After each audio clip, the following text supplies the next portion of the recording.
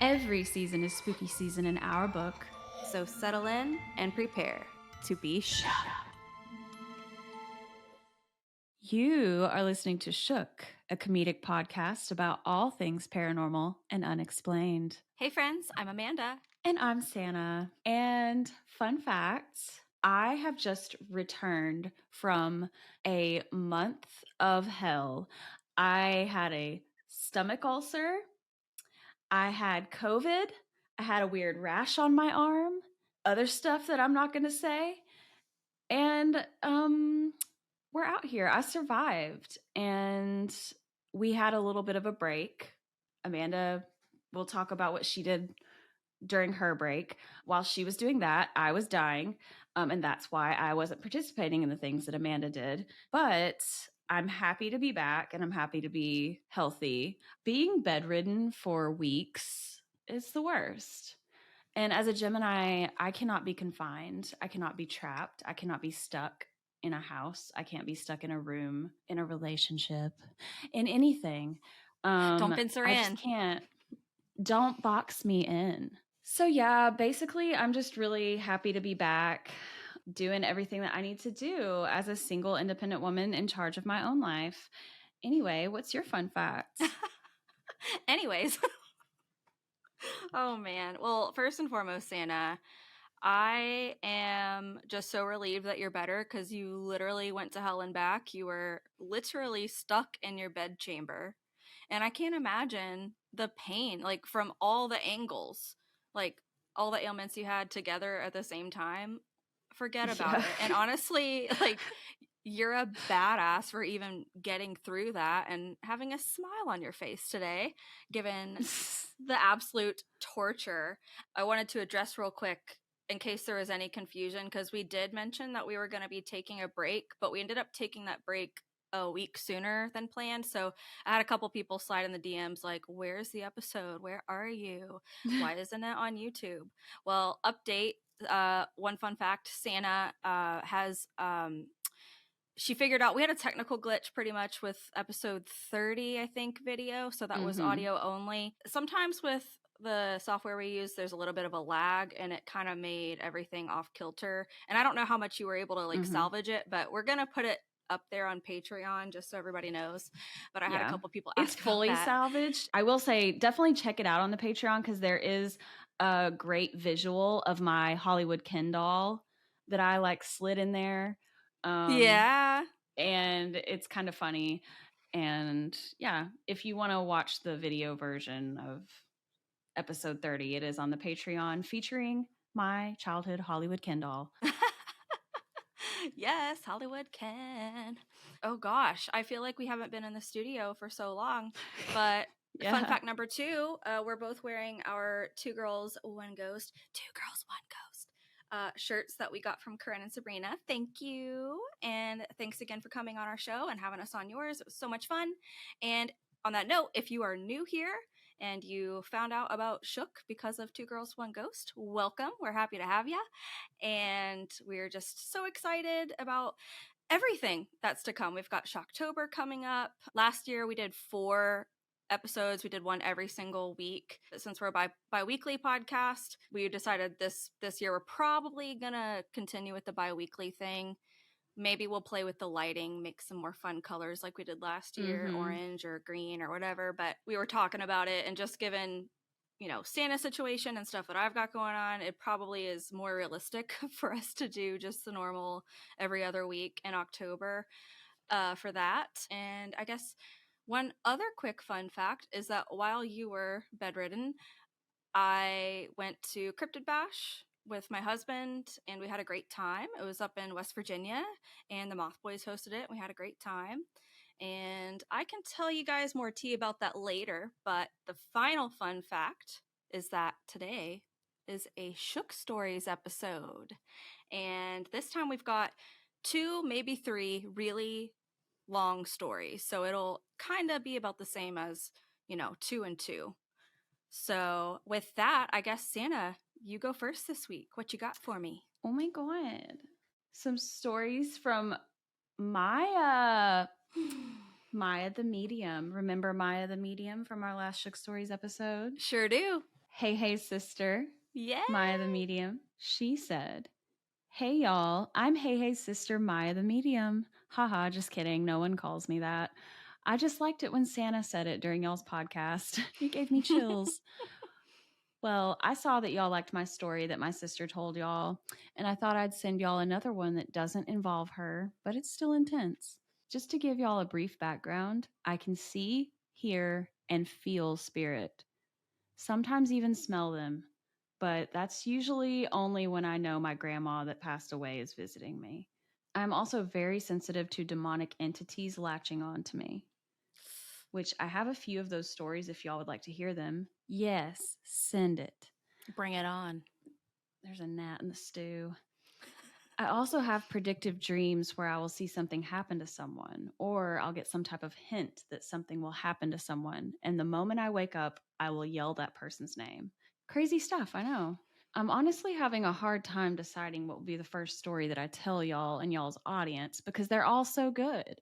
But I think I'm going to go with this one I have with an ex coworker of mine. Ooh. That one is an interesting one.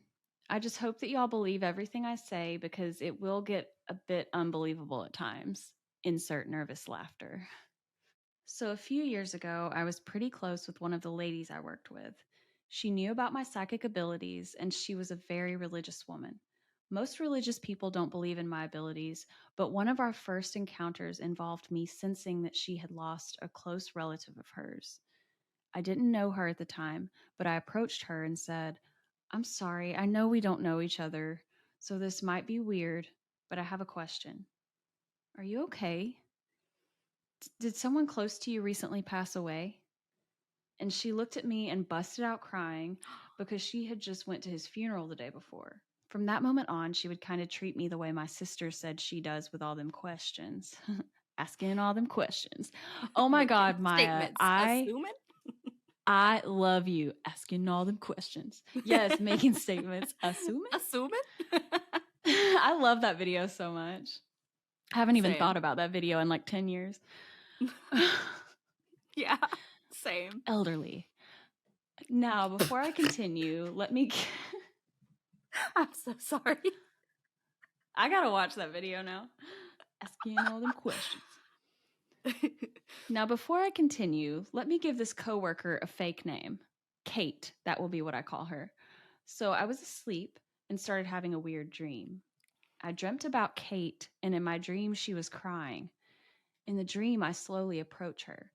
Then, through her tears, she yells, "My husband!" And I woke up and yelled, "Kate!"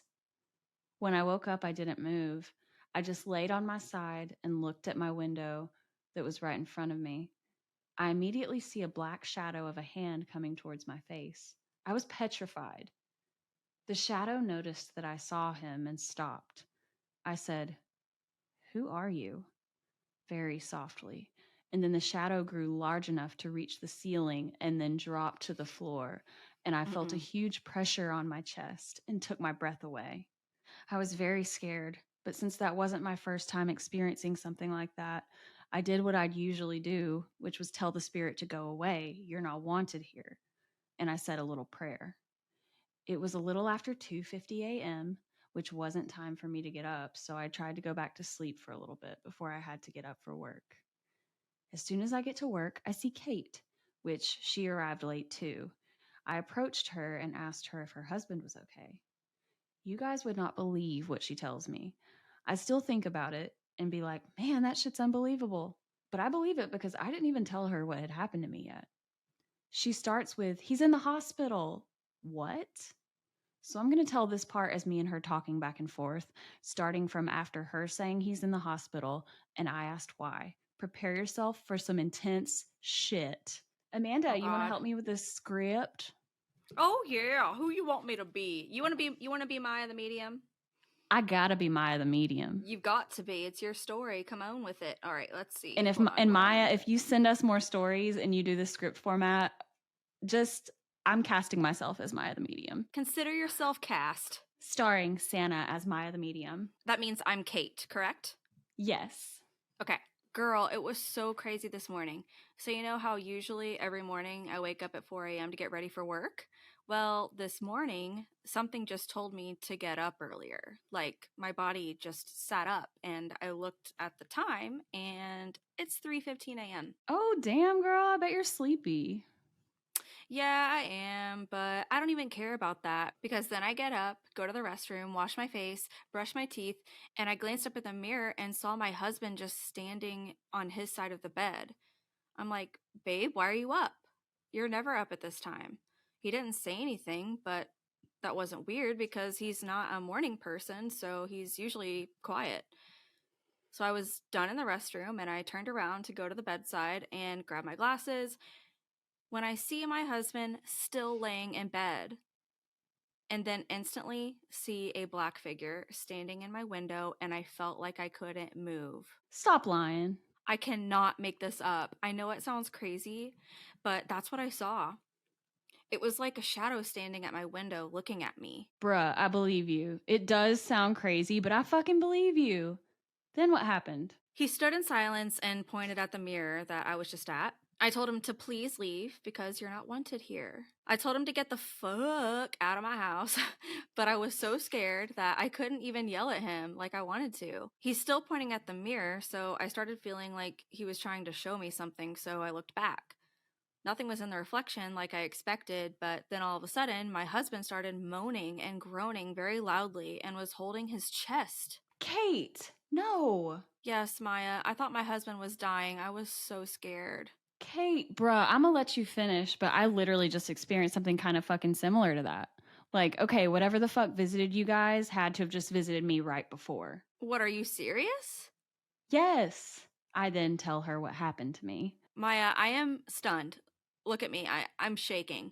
Oh my God. Girl, me too. So, how's your husband, man? What happened? Well, I called his mom to come take him to the hospital, and she took the kids to school too. They're going to keep me updated on what's going on after his tests are done. But he was saying his chest was hurting and he was coughing pretty bad. Well, I really hope he's okay and doesn't get any bad news. End scene. Later that day, they said he had some type of bronchitis or something. I can't remember too well because this was years ago and IDK medical terms and shit. He was sick though, and it was crazy. From there on, she always asks me at least once a week if I had a dream about her. I didn't mind though, because I know to others that believe in my experiences, they see it as a warning for them. So she just wanted to see if she should be prepared for anything. I wish I would have felt something way beforehand so her family could have been more prepared, but all things happen for a reason, and I'm okay with that. I'd like to add that once I become close with someone, I tend to have a spiritual connection with them. IDK how it happens, it just happens. That's my explanation for all of that. Well, that is it. I hope you guys enjoyed my little story. Let me know if y'all want more. I do want more. Send it. P.S. I was thinking y'all could also call me My, since y'all call my sister Hey Hey. LOL. But if y'all like Maya the medium better, that's cool too. And we will get back to y'all with a part 2 of that investigation of the foul play death. Yes, Oh please. God. It was literally Please. foul play with the bird, you know? It was. I don't know if a herring or a Yes. crane counts as foul or if it's just ducks and shit. I don't know, but Oh it's a my water bird, so. gosh. That episode, that's going to have to be the title for that episode. Sorry, waterfowl? Whenever she sends it and Oh we do God, that Ship yeah. Stories episode. Foul play, but we'll spell it with a Yes. W. With a W. Please. I'd like to add that my dear sister forgot to mention that I also described what the man that passed away looked like and what his car looked like. Not to toot my own horn, but toot toot. I didn't I didn't know that she was still looking into it, and she asked if I possibly got an image of him in my head, and I did, and told her what I saw, and sure enough, my description was accurate as fuck. Same thing with his car. The image of his car crash looked exactly like what I saw in my head. But I've been scared to approach that situation because I've never channeled my power like that. I have no clue what might happen, but I know I don't like feeling the pain of someone else's. I know that I have a power. I've had this ability since I was a little girl. But since our parents are Christian, they would try to tell me to pray them away, referring to moments when I felt like I was getting visited by a spirit. or I'd wake up from nightmares screaming due to dream paralysis. For a long time, I tried to ignore and deny my power because my dad would just tell me I needed to stop lying, and my mom would tell me to pray everything away. But when I got to high school, that's when I really started to try to accept my power. I had an encounter with a teacher of mine. I could tell y'all that story if you'd like to hear it.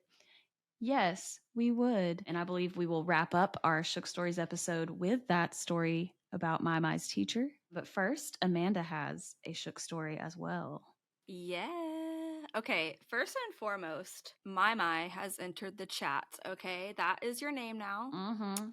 And I love that. I A think My legend. and Hey Hey, yes, My and Hey Hey, just like the best sister duo of all time. And on Yeah. that note, I wanted to mention Hey Hey, at the time this comes out, a couple weeks ago, had a birthday. So happy belated birthday, Hey Hey. And actually Yeah. it was My who let me know that it was her birthday. And while we were chatting on Instagram, I kind of want My to tell the story herself in a future episode, but just a little teaser. She was telling me a story about how she was at Home Depot and pretty much a spirit came to her while she was at Home Depot. And someone that she was speaking with in the store knew exactly who that person was. So, Wow. you're going to have to take it away with that next time you write it in. But yeah, that last story you just read, oh my gosh. That was crazy. I Like that is love such a it. gift. Such a gift. So I do have a story, and this was written in by our listener Benjamin. He kind of alludes to needing a little bit of anonymity, so I'm not going to say his last name just in case. I can say that he's a musician, a writer, a book reviewer, and a cemetery groundskeeper. That's cool as hell. But basically, he says, "Hello, my name is Benjamin, and attached is a story about a paranormal experience that I remember from my childhood and how it relates to my life today. For privacy, I've changed the name of the town and a few small details to make the story a bit tighter. My earliest childhood was spent in the small rural village of Thorns Reach, Alaska, located on the Yukon River. The population of the town was barely more than 200 people, and with no road system connecting Thorns Reach to the world beyond the wilderness surrounding it, the only way in or out is by plane or boat. Damn, that's remote as hell. The natural claustrophobic feeling of the town was exacerbated during the winter months. The winters in Thorns Reach were dreadfully dark and cold, with daylight lasting no more than a few hours, the sun scarcely touching the horizon before plunging us back into the realm of suffocating shadows. I've always had an active imagination, and it was during those frozen, sightless nights that my brain never failed to conjure hideous, nightmarish musings. The macabre creations of my mind meshed perfectly with the surrounding darkness as I attempted to sleep, anxiously wondering what may be hiding somewhere in the long, endless curtain of blackness smothering my entire bedroom. I was 5 years old and lived with my parents in a one-story log cabin. Like most other residents of Thorns Reach, the cabin has seen better days. The roof leaked constantly. I recall many times there being as many as half a dozen buckets on the floor catching the water droplets that fell from the stained ceiling. It wasn't much of a house, but it was home. It was during one of those gloomy winter nights that I first heard the thumpings emanating from my bedroom wall. At first, I didn't give the thumping much thought. I assumed it to be nothing more than snow sliding off the roof, falling to the ground below. But as I listened closer, it became clear that it was not snow. The intervals between the thumps were too even. It sounded like a hollow bass drum or a slow heartbeat. I sat up in bed, unable to see anything in the darkness. I turned my head and listened. I felt a slow rise of fear as I traced the origins of the sound to the wall across from my bed. I wanted to turn on my light, but reaching the light switch required getting out of bed, and I didn't want to put my feet on the floor as I immediately imagined a hand reaching from under my bed and grabbing my ankle. Been there. The strange thumping continued. It seemed to grow louder, but it probably only seemed to be because I was paying such close attention to it. Whatever it was, it caused my skin to go cold with anxiety. Wrapping myself tight in my blankets, cuddling my favorite stuffed animal, I tried to ignore the sound and fell asleep. The next morning, I remembered the thump, but in the hazy light of dawn, sitting at the breakfast table with my parents, it didn't seem as frightening as it had just a matter of hours ago. Did you hear that sound last night? I asked my dad. What sound? He asked. The thump in the wall. Like, duh, Dad, didn't you hear it? He shook his head dismissively. I didn't hear anything. Probably the snow falling off the roof. By the end of the day, I had forgotten about the sound, but was rudely reminded when it started up again that night, originating from the same place in the wall, maintaining the same slow beat that it did the night before. At 5 years old, I didn't know how to describe the sound, but years later in high school, after reading the story The Telltale Heart, I imagined that the hollow beating of the heart under the floorboards that Poe's protagonist describes must have been similar to the thumping that I was hearing in my bedroom wall. The thumping continued for weeks. Over time, I got used to it. However, I was still wondering what was causing it. Many nights were spent staring up at my ceiling, listening to the thumps, trying to mentally solve the mystery. It was around this time I began experiencing nightmares almost every night. These nightmares were always of the paranormal variety, involving ghosts, demons, or monsters under my bed. Creatures grabbing me and carrying me off. More often than not, I woke up terrified, sweating through my pajamas, screaming in terror. My parents always rushed into my room, assuring me that it was just a dream. My nightmares became so frequent, my screaming so common, my parents finally decided that one of them should share the room with me, to be nearby and perhaps make me feel safer. So my dad moved a bed into my room. He said if I ever felt scared or had a nightmare, I could just crawl in the bed with him. With my dad sleeping in the bedroom with me, I finally had the opportunity for someone else to hear the mysterious sound. Sure enough, like clockwork, the thumping returned as it did every night. Did you hear it? I asked my dad in the darkness. I hear something, he said from across the room. What is it? I asked. I think some kids are throwing rocks at the walls. I knew that didn't make any sense. Clearly, my dad was just trying to rationalize what we were hearing. After several nights of experiencing the thumping firsthand, my dad finally did actually consider the possibility that something paranormal might be at work. Strangely, he didn't seem too bothered by it. It bothered me that it didn't bother him. At 5 years old, I was unable to put my thoughts into words, but somehow I knew that the thumping in the walls was directly related to my ever increasing nightmares. Finally, the night came where my nightmares crossed the line into reality. To this day, I'm not sure what I experienced that night. All I can say is it felt far too real to be another run of the mill nightmare. It was the middle of the night when I woke up and discovered the blankets that I normally kept around my body, snug as a mummy's wraps, had all been kicked to my feet. I shivered in the cold air and I wanted to reach down to retrieve my blankets, but there was something about the atmosphere that felt strange, thick, and unnatural.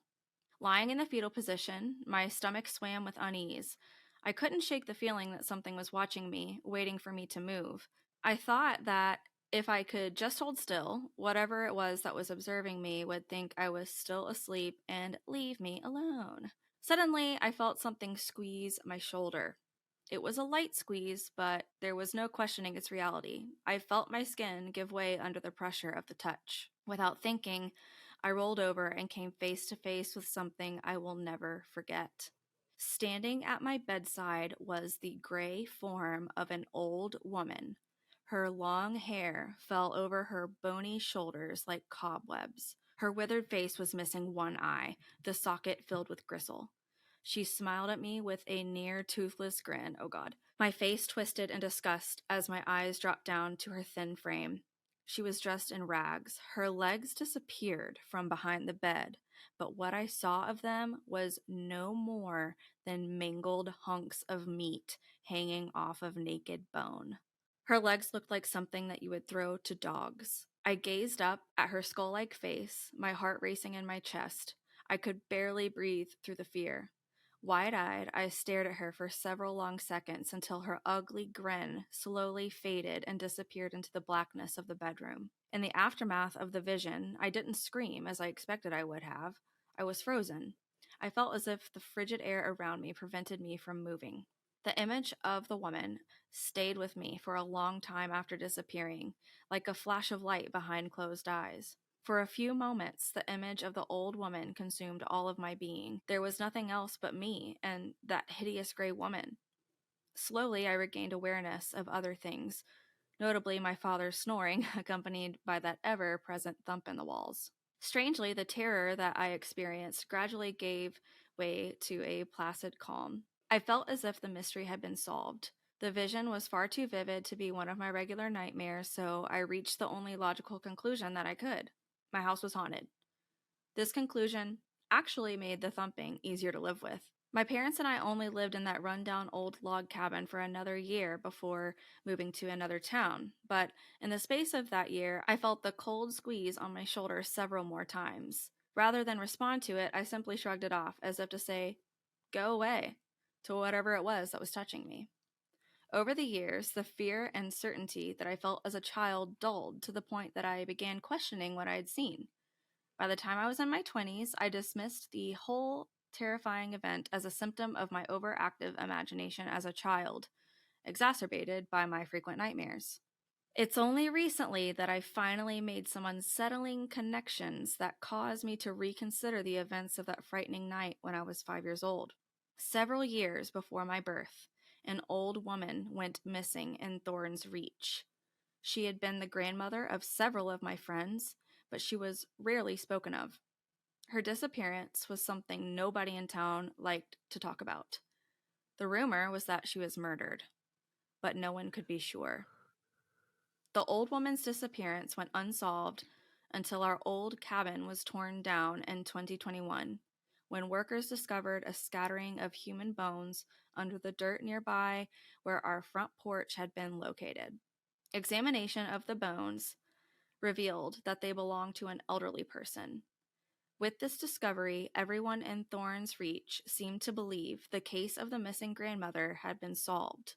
Somebody had buried her there all those years ago. I learned about this gruesome discovery only after one of my friends from Thorn's Reach announced on Facebook that they may have finally discovered the remains of his missing grandmother.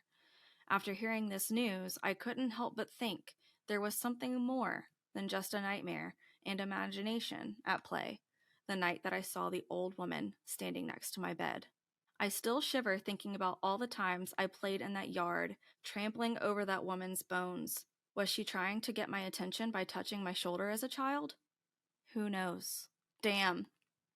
Okay, Benjamin, first and foremost, I just want to say that you are a brilliant writer. I literally could imagine every single part of the story. I felt like I was there. It was fully immersive, and I'm kind of speechless. That's freaking crazy. That's now our second Shook story we've had where it involved a potential crime, potential murder. The first one being Yeah. Hey Hey and My. You know what?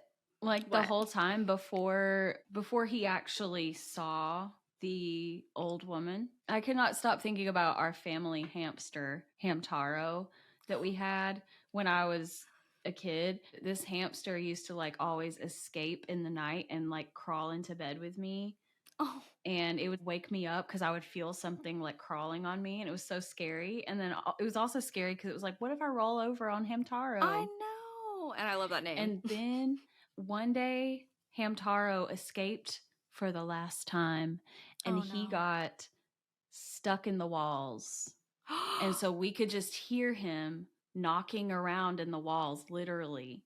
He was stuck in the walls, and we don't know how he got in the walls. He got too curious and he wanted to go on a Hamtaro's big adventure, and he ended up in the walls. Oh my gosh. And so my mom and my stepdad and like we would just hear him knocking around in the walls, and I don't know if they ever retrieved him out of the walls. Legend has it Hamtaro's still in the walls. Oh my god. Rest in peace, Hamtaro. That is so sad. I know, I love you, Hamtaro. I feel like they did retrieve him from the walls. Mom, if you're listening, please let us know if you ever retrieved Hamtaro from the walls. But that is what I was thinking about when he was talking about the knocking of the walls. Right. I was like, what if he has a hamster in the wall? It's giving rat infestation. Yeah, I was like, maybe there's a reasonable explanation of Hamtaro is in the walls. But then the old lady came. I was not expecting the actual tie-in at the end to the Mm-mm. old lady, like for there actually being more to that story. But that's interesting. So we don't know for sure like if there was foul play with that one or not. Because the details of the story were slightly changed to provide a little bit of anonymity, I can't say for certain, but it does kind of give Crime Scene Alaska edition. Um, and that is heartbreaking. I just can't. Like, that precious old lady. And Yeah. full disclosure, when I saw his email come in a while back, I did go ahead and give it a read just because I was curious, because he mentioned that it was like 1,800 words.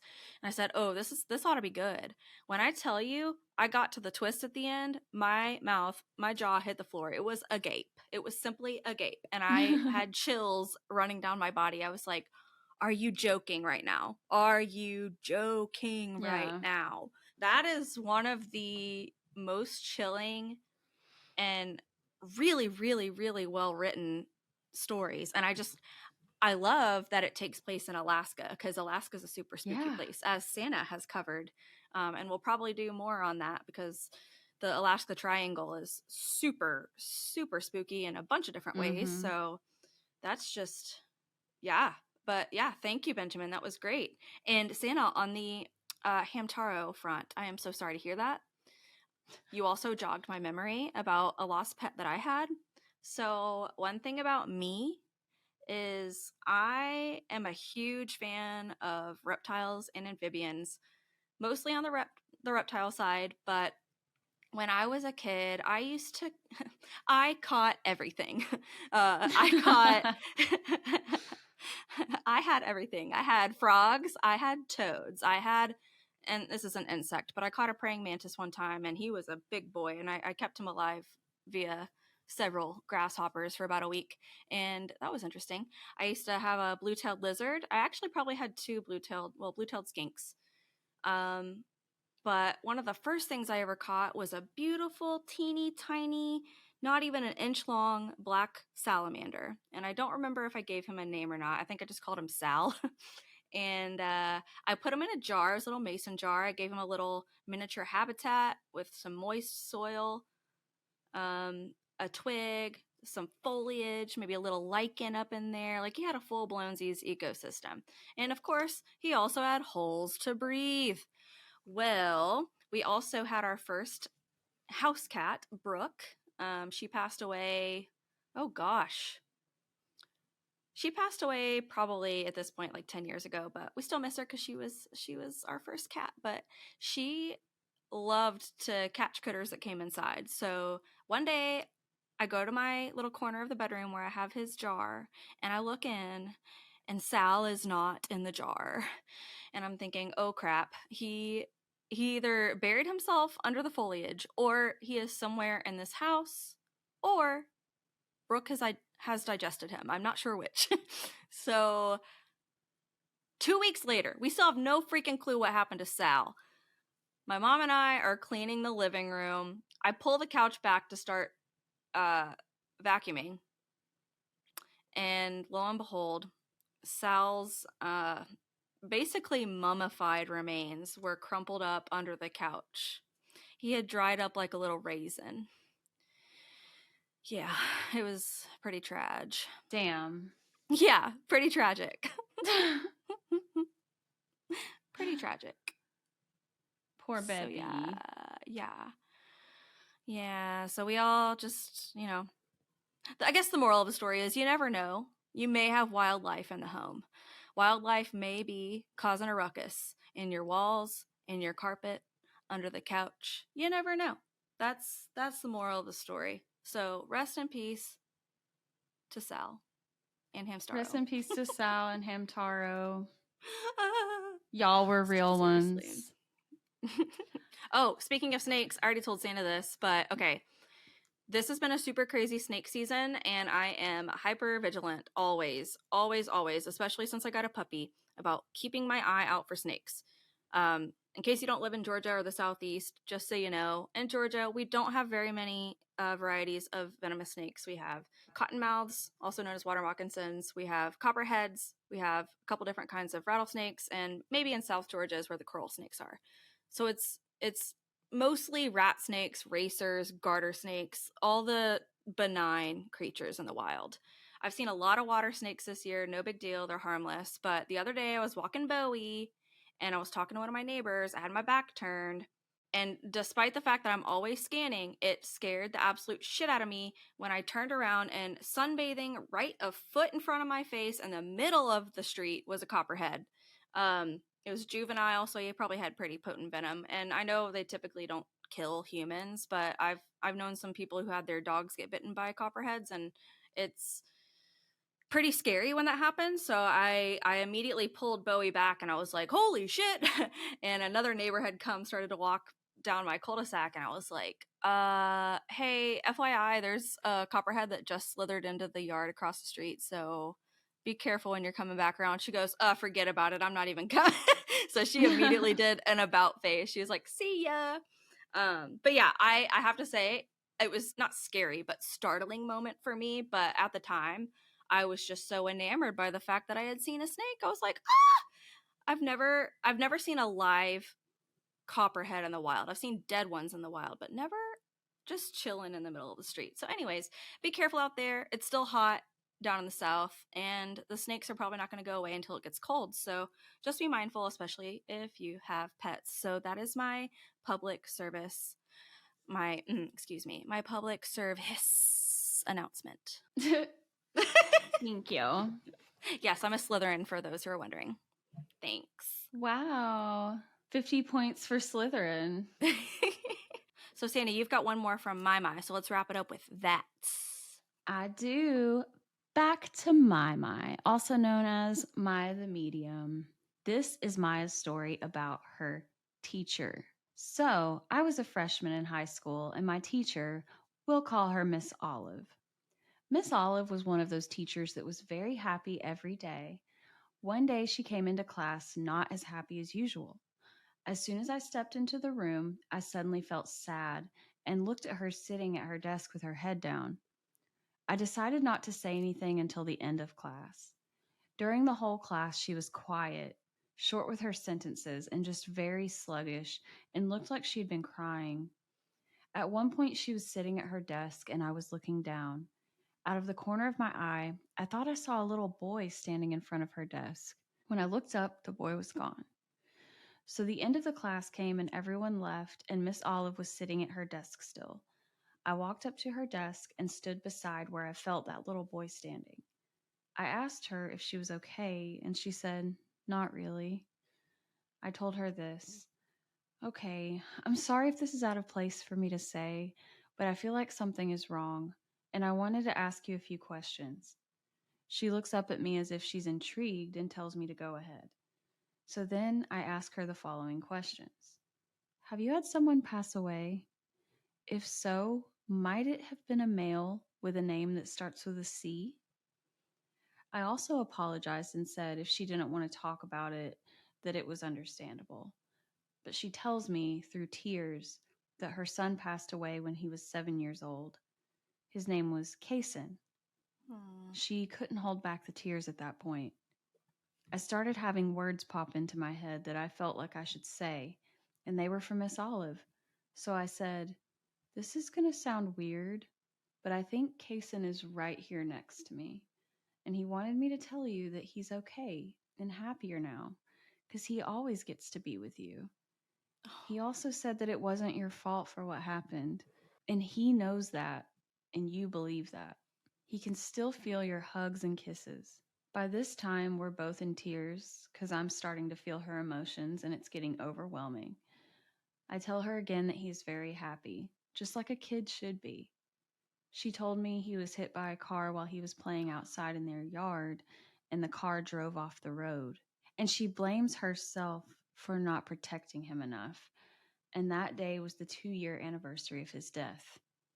A Oh my part of me God. felt terrible that happened as if it was my own child. Thankfully, after hearing what I had to say, she seemed a bit more at peace. She looks up at me and thanks me and gets up and gives me a hug, then tells me to go to my next class before I'm late, which was an attempt at making a little joke to lighten the mood. After that day, I decided to go with my gut feeling and say everything I felt I needed to say. I'm going to end it with that so I don't take up all of y'all's time. I hope you all are having a great day, including your viewers and listeners. Thank you for taking the time to read my story. Peace out. Oh my gosh. Thank you so much, Maya, for this 2-for-1 special. And yeah, that's amazing. It's amazing that you were able to help your teacher like that and give her a little bit of peace about her son, Kason. And I would love to hear more stories about you using your gift in that way. Definitely. Yeah. What a sad story. Oh my gosh. Can you imagine? You're just, oh gosh. I can't. Ugh. Yeah. You're just playing in the street and damn, like, what? Whew. Yeah. We want to hear all of it, my. Bring it on. Send it. But anyways, yes, thank you so much, Maya and Benjamin, for your amazing stories. Unfortunately, I have to go on. I got to go to work. Skedaddle. I got to go on to work, or else I could Working, stay here and chat all day. I literally could. There's not really much more tea to spill on Cryptid Bash, so if I think of anything, I'll just text you. But they definitely missed you, Sannah. Big time. I missed everyone too. I was really looking forward to going to Cryptid Bash. Yeah. We had a whole plan. We had it all laid out. And then the sickness had to come. And then I got sick and it just didn't work out. But we're going next year as a duo. Yeah. So, yeah. And you'll love it. West Virginia is gorgeous. Mountains for days. I know. I want to go so bad. We'll go. I promise. I'll mail you your shirt that I got you. Yay. I can't wait to have my Cryptid Bash shirt. Yeah. I'm going to wear it on the podcast as soon as I get it. Yay. Okay, well, we will see you all next time. I guess that's our show. Bye, everybody. Bye. Thanks for listening and stay shook. Thank you so much for tuning in to Shook. New episodes of Shook drop every other Wednesday on Apple Podcasts and Spotify. Soon to be wherever you find your podcasts. Check out our show notes for more information on this week's episode, our social links, and more. Until next time, stay shook. Hey, do you have a personal paranormal encounter that you'd like to share with us? Visit our website, shookpodcast.com, to fill out our contact form. Or you can send us an email at shookparanormalpod@gmail.com.